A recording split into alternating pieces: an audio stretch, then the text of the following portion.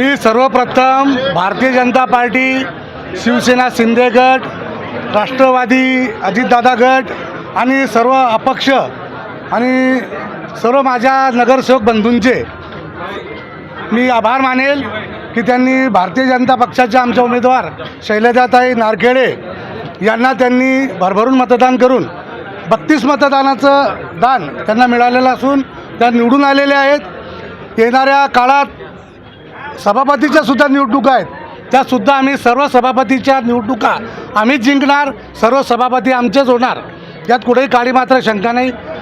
आमच्या या सर्व गटाचा उपयोग आम्ही शहरासाठी, आमच्या ताकदीचा उपयोग आम्ही जनतेच्या विकासासाठी निश्चितपणे करणार आहोत। आम्ही एखाद्या विरोधासाठी विरोध करणाऱ्या विरोधकांसारखे नसून शहरासाठी आणि नागरिकांना केंद्रस्थानी ठेवून जनतेच्या कामासाठी सर्वपर्यंत सहकार्य करणारा हा आमचा गट आहे।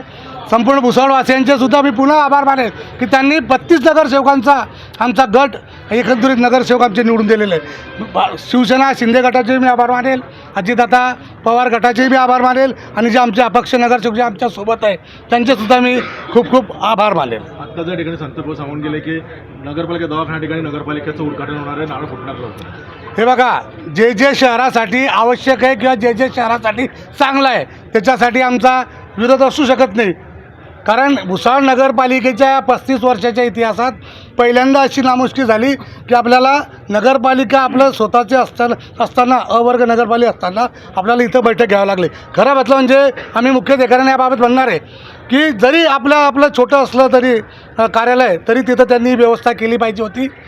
नकटा बेटा पेट का और कोटा पैसा गाठ का, झोपडी बी असली तरी ती आपली होती, तिथंही बैठक होणे अपेक्षित होते। पण असो, ही बैठक आज खेडीमेळीच्या वातावरणात संपन्न झालेली आहे आणि या शहरासाठी जे जे काही चांगलं होत असेल त्याच्यात निश्चितपणे कोणाला विरोध करायचं काही कारण नाही। जिथं चुकीचं काम होईल तिथं आम्ही सर्वात पुढे असू आणि सर्वात त्याचा विरोध करणारे आम्ही असू।